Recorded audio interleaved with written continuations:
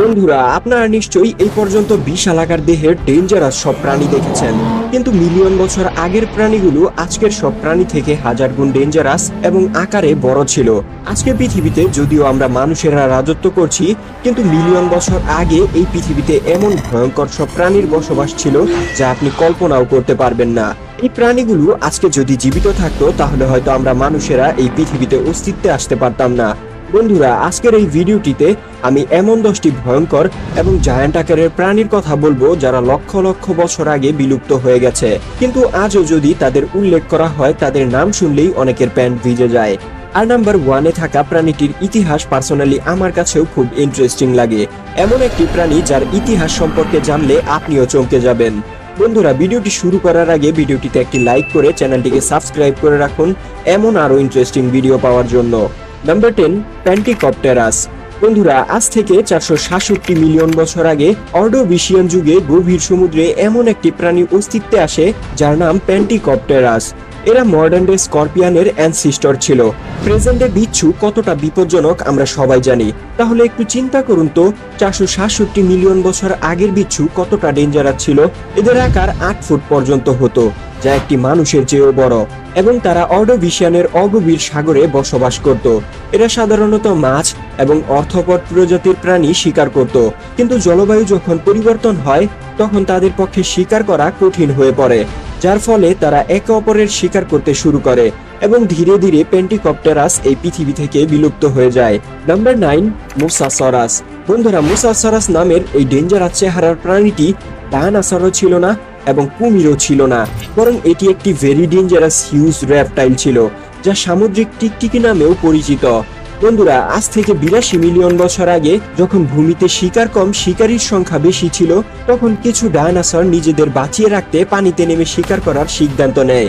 তখন স্পাইনোসরাসেরাও নিজেদের মধ্যে বিবর্তনীয় কৌশল অবলম্বন করে এবং দীর্ঘ সময়ের ইভলিউশনের পর নিজেদের স্ট্রাকচার এবং জেনেটিক্সে এমন পরিবর্তন আসে যার কারণে একটি সময় গিয়ে সেমি ইকুইটিক প্রাণী মুজাসরাস ইভলভ হয়, এবং সেই সময় এই প্রাণীটি সমুদ্রের অ্যাপেক্স প্রেডিটর হয়ে ওঠে। এদের দৈর্ঘ্য প্রায় 50 ফুট ছিল, যার কারণে এটি সেই সময়কার সমুদ্রের দীর্ঘতম প্রাণীদের মধ্যেও একটি ছিল।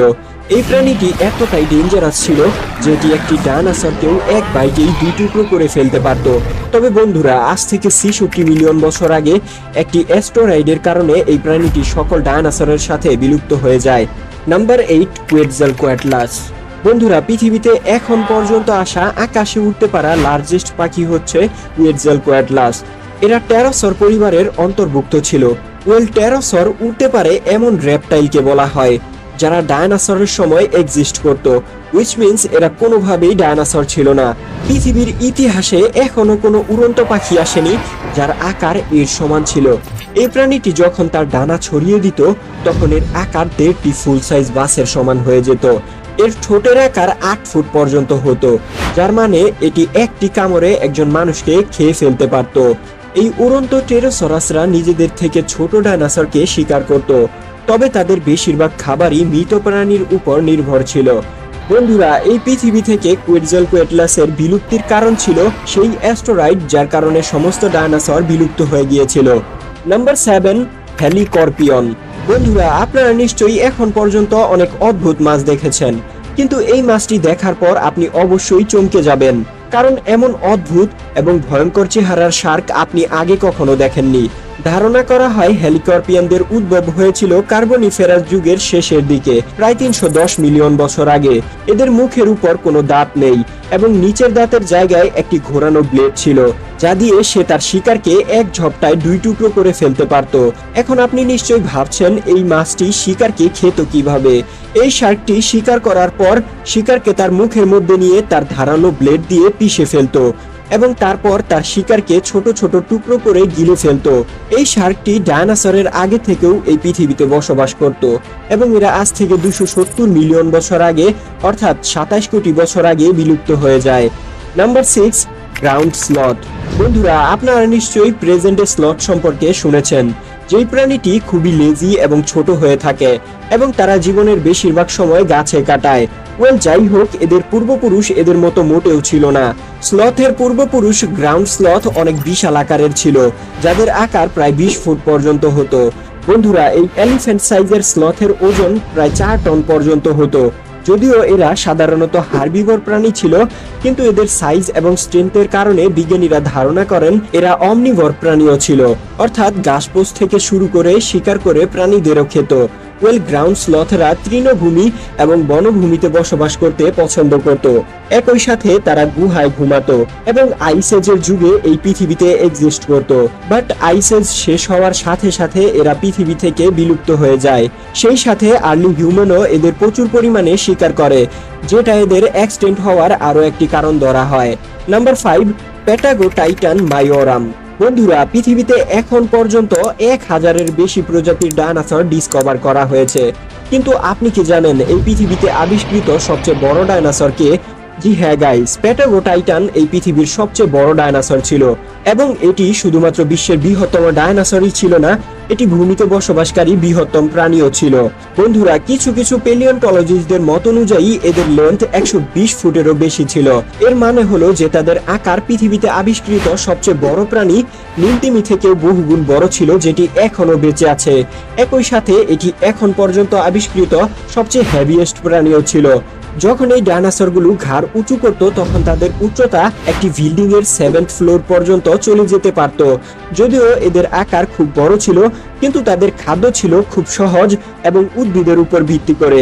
বন্ধুরা, প্যাটাগোটাইটান মায়োরাম লার্জ গ্রুপ অফ ডায়নোসর সরোপর থেকে বিলং করে, যার মধ্যে এদের মতোই ছোট লম্বা গলার ডায়নোসর এক্সিস্ট করে। আপনারা নিশ্চয়ই ভাবছেন এই ডায়নোসরটির বিলুপ্তি 60 মিলিয়ন বছর আগের সেই অ্যাস্টেরয়েডের কারণে হয়েছিল, যার কারণে সকল ডায়নোসর বিলুপ্ত হয়েছে। কিন্তু না, প্যাটাগোটাইটান সকল ডায়নোসর বিলুপ্তির 400 কোটি বছর আগেই এই পৃথিবী থেকে বিলুপ্ত হয়ে যায়। কিন্তু কোন কারণে এর বিলুপ্তি হয় তা আজও আমরা জানতে পারিনি। Number 4, ammonite. বন্ধুরা, এই প্রাণীটি 416 মিলিয়ন বছর আগে পৃথিবীতে অস্তিত্বে এসেছিল।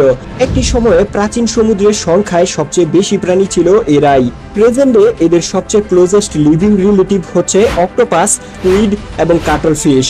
জন্মের সময় এদের আকার 1 মিলিমিটার ব্যাসের চেয়েও ছোট প্রাণী হিসেবে জীবন শুরু হয়েছিল, যার কারণে তারা মোসাসরাস এবং মাছ সহ অন্যান্য শিকারীদের আক্রমণের জন্য দুর্বল হয়ে পড়ত। তবে যখন তারা বড় হয়ে যেত, তাদের শেল তাদের নরম অংশগুলোকে কিছুটা সুরক্ষা দিয়েছে। জার্মানি থেকে পাওয়া এক ফসিল থেকে জানা যায় এদের আকার 6.5 ফুট পর্যন্ত হতো, যা একটি মানুষের সমান। Number 3, Titanoboa.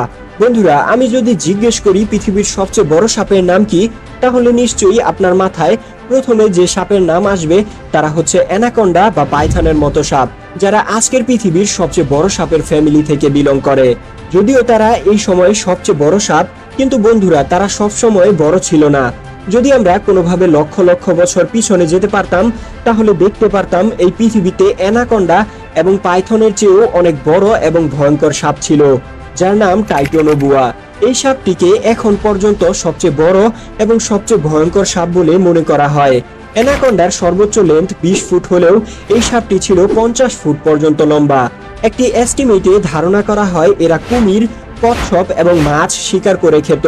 এই সাপটি আজ থেকে 6 কোটি বছর আগে এই পৃথিবীতে বসবাস করত, কিন্তু জলবায়ুর পরিবর্তন এবং শিকারের অভাবে এই প্রাণীটি ধীরে ধীরে বিলুপ্ত হয়ে যায়। নাম্বার 2, সার্কোসুকাস। পৃথিবীতে এখন পর্যন্ত আসা কুমিরের সবচেয়ে বড় একটি স্পিসিস ছিল এই সার্কোসুকাস। বন্ধুরা, আজকের ক্রোকোডাইলগুলো আকারে অনেক ছোট হয়, কিন্তু তা সত্ত্বেও এরা এতটাই ডেঞ্জারাস যে এরা যে কোনো প্রাণীকে প্রচন্ড শক্তিতে আক্রমণ করতে পারে এবং তারা তাদের শক্তিশালী চোয়ালে এমন শক্ত করে কোনো প্রাণীকে আটকে রাখে যতক্ষণ না প্রাণীটি মরে যায়। কিন্তু তারপরেও মডার্ন ডে এই কুমিরগুলো কিছুই না। আজ থেকে 112 মিলিয়ন বছর আগে এত বড় কুমিরের অস্তিত্ব পৃথিবীতে ছিল, যা মানুষ কখনো চিন্তাও করতে পারেনি।